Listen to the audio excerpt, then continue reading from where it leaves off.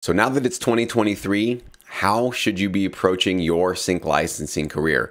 Should you be doing exactly what you've been doing in the past, or should we slightly alter our approach to keep up with current demands and current trends that are going on in the business? I'm going to share with you my take on this in today's video. Welcome to Sync My Music. My name is Jesse. If you are new to the channel, I want to welcome you. This is a channel 100% dedicated to TV film sync licensing. This is the amazing, pretty much unknown, best kept secret of the music industry, and it's what has allowed me to create full-time income with my music for the last 14 years, almost 15 actually. So it's been a blessing, it's been an honor, it's been a wonderful place for me to be able to be valued for the amount of work and effort that I put into my music, and obviously get paid for all of that work. So if you've stumbled across this video and you found my channel, chances are you're fairly interested or at least a little bit curious about sync licensing. Now, as we are in 2023 now, and the world has definitely changed quite a bit since COVID, I wanted to give you guys an update on what I feel is happening in the industry right now, what I'm seeing, what I'm hearing from library owners, from composers, from everybody that I essentially interact with in my day-to-day dealings with Sync My Music. If you're not familiar, I have over 1,000 members that are in Sync Academy. I have multiple music library owners that I'm in regular contact with. So I definitely have my finger on the pulse of what's happening in the industry. So I'm going to give you sort of my bird's eye view in today's video, okay?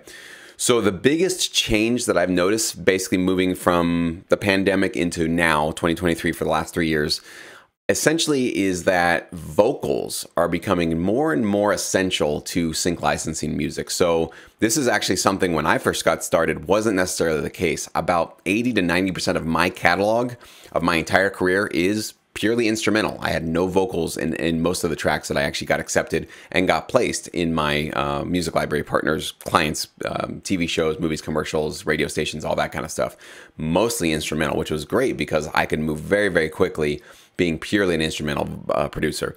However, what I'm hearing from a lot of libraries now is they are wanting more and more vocals, and it's almost getting to the point where I'm feeling like I need to start recommending you guys start to just bring vocals to most, if not all, of your sync licensing tracks. This is going to be something that is basically moving forward. It's going to be here to stay. Now, some of you might be really dreading that because you don't want to go work with a vocalist and have to deal with writing lyrics and melodies and have to correct the vocals, and it's definitely more work for sure. The great news is, though, you don't have to create tracks that are fully completed in terms of you don't have to have verse 1 vocals, chorus vocals, verse 2 vocals, chorus 2 vocals. You don't actually have to have an entire track full of vocals for it to be a quote-unquote vocal track. Okay, so I'm going to explain to you that in this video. But let me go ahead and give you a strategy that I feel is going to be worthy in 2023 moving forward as well. And to give you a sort of like a checklist on like, how do you get started? I know sometimes it can be overwhelming to be in this business. So let's just go into these 4 steps on how to get started with your sync licensing strategy for 2023. And then I'll talk to you more about how you can get those vocals added without a whole bunch of effort and energy, okay? So step number 1, and this is the most important step for everybody to begin with this step. Research between 3 and 5 high quality music libraries that you want to potentially partner with, okay? So you can do your own research. You can basically do Google searches if you'd like to. Sometimes these companies are very hard to find because they're not always easy to find in searches, and they also don't do a great job with their SEO. So a lot of times it can take you a long time to kind of go through all the multiple pages of Google to find them. I do have 2 services that can make that process way quicker for you. I do have a music library directory, which is essentially a PDF download where you can get access to over 250 of those companies. Or if you want the higher quality recommendation service I have, it's called Sync Edge. So that's where I actually give you my highest recommendations in terms of they are only going to be TV film music libraries, and they're going to be boutique companies, meaning smaller, and they're going to be more personable with you. So not these larger ones that are really hard to get personal relationships with, but these are the ones where you can actually get on the phone with the library CEO. You can actually email them back and forth and get in contact with them. And I give you my actual insights as to how to best impress them on your first pitch to them. Okay, so both of those links are in the description box if you want those services. But having an idea of exactly where you want your tracks to go is such an important first step, because you need to know what kind of music are they carrying, right? If they're carrying your type of music that you want to produce, then you know you're going to have a higher than likely chance of of getting accepted by them. Of course, not a guarantee, but you at least have a target, and you can listen to the music that they have in their catalog, and you can determine whether or not your tracks are on par quality wise with what they're already representing, right? So having that target and having that research done up front can really eliminate a lot of the like question marks that start floating in your head once the music is done. And then you're thinking, well, where do I send this music? Hopefully somebody likes it. If you already know that before you create the music, then you can kind of have a more pitched target, where a more of an accurate target in terms of where you're going to pitch your tracks to once the music is done. Okay, so you have those 3 to 5 music libraries, you're ready to go. Then, of course, is the work. You got to go create, and these days for sure, at least a 10 to 12 track album. Okay, you cannot come to libraries anymore with 3 songs or 1 song or demos and let them know, hey, this is what I could potentially do. Maybe we could work together. These days, you've got to come to them with a finished album, and usually it's going to be 10 to 12 tracks. And it needs to be focused in one particular genre or one direction, one mood, something like that, okay? So you don't want to come to them with an album that's like part country, part hip hop, and part rock. You need to come to them with a full country album or a full rock album or a full hip hop album, whatever it is that you feel you bring to the table, okay?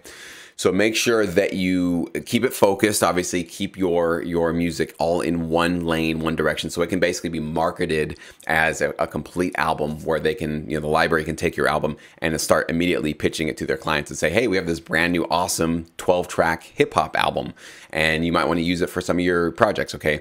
Now, adding vocals to that, here's where that strategy comes into place, where you don't have to have the entire track completed.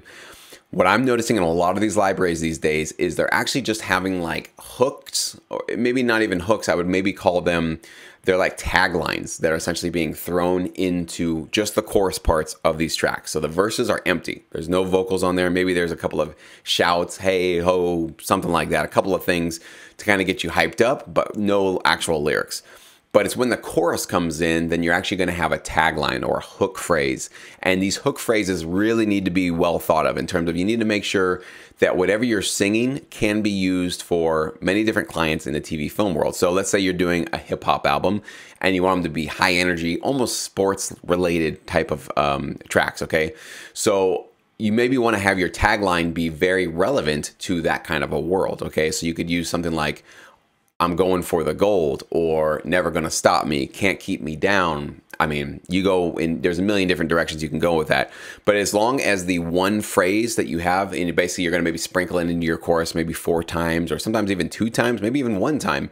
You don't have to do it a lot, but just have enough of it in there so it's memorable. It keeps the track moving forward in terms of it's like got this like catchy hook to it. And most importantly, it's really, really focused in the style or the direction that you're creating your music. So that's what's so important about making sure that you add relevant, licensable vocals to your tracks, okay? And I'm gonna release more tutorials about that here on my YouTube channel. So make sure you do subscribe so you get access to those videos and those tutorials when we do release those. So now that you've got your album, you've done your research, step 3 is gonna be you submitting to these libraries. Now, here's the most important thing that I beg you to take this advice and don't ignore this. Submit to these music libraries one at a time, okay? Give them about a week or 2 each to listen to your music, to read your email, and potentially get back to you. If you don't hear back from them within 2 weeks, you can move on to another company. The reason why you don't want to just put all 5 email addresses in an email and send them off to all of them and see what sticks is, let's say that 2 of them get back to you and they really like working with you. Well, now you have to basically kind of piss off one of them, right? Because now you have to do a bait and switch and say, well, I decided to go with library A, and I appreciate you guys being interested, but I've already given those tracks away. So how do you think that's going to make them feel, where they've just been pitched an album that they can't have, right? It's almost like somebody being sold a car and somebody gets excited. Oh, great, I'm going to sign the paper. I want to buy this car. And the dealer comes out and says, sorry, that car that I said you could have, the one that I was pitching to you, the one that I was really trying to sell to you, I just sold it to this guy. So sorry, this one's out. You can take something else. Or, and it's even worse than that.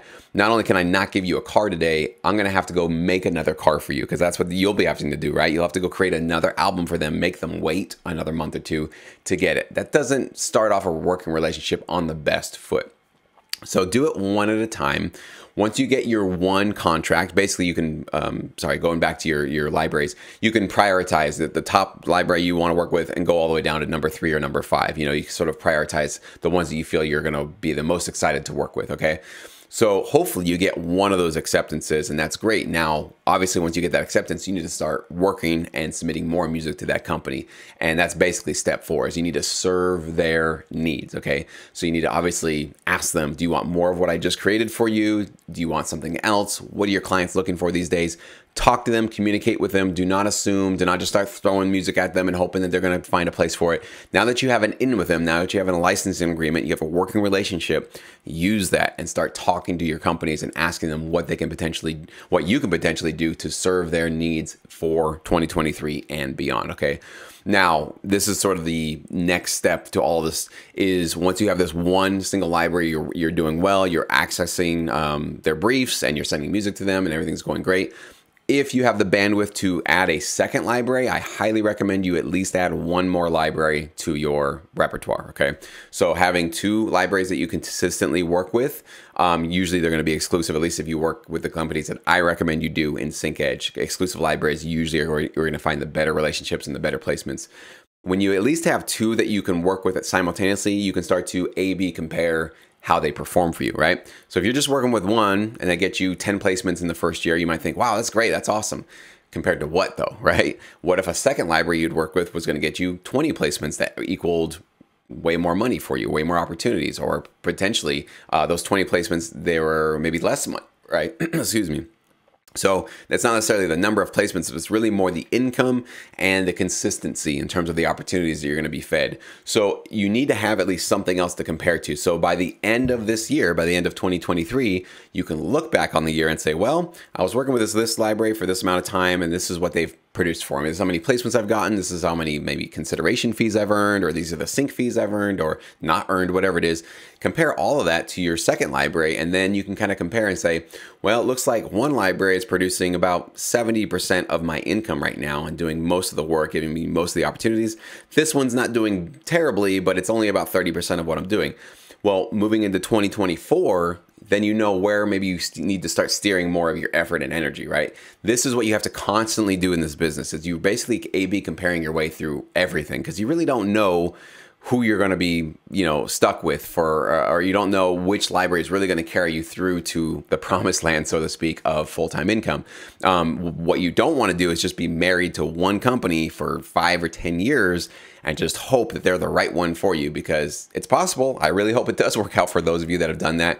But if you don't have at least a B plan here of another company that you can start to potentially work more with, you're really putting all your eggs in one basket, and you can find yourself in a very depressing, demotivating point of view many years down the road. And I know a few producers that did that basically were, no, I'm all in on one company. 5, 7, 8 years later, they're realizing they are not getting as much as they wanted, and they're kind of stuck, and they feel like moving on with another library at this point, I don't know. It's not too late for them, but they feel like it's too late because they've been working so long in this business. So I recommend from early on in your career, start working with 2 different companies so you can A/B compare. And of course, going back to that step 4, when you have these 2 companies you're working with, serve their needs, both of them. And if 2 of them is too much for you to do, like you're just struggling to keep up with the workload with both of them, then you need to back off and go back to just one. Okay, so do not just get 2 libraries or 3 or 4 or 5 thinking that more is better. Okay, if you cannot keep up with the workload in terms of being in their inner circle and accessing their briefs and submitting music to them and constantly supplying them with new music every single month, then maybe you need to reduce your workload, because you don't want to be a sort of a half player to all these different companies. You will not be in their inner circle if you're doing that kind of a thing. So make sure that you are, if you're going to be in this game, really be in it. Be a starting player, essentially, right? Don't be a bench warmer who's just every so often coming in the game and helping out. You really got to want to be one of the star players in these libraries rosters, okay?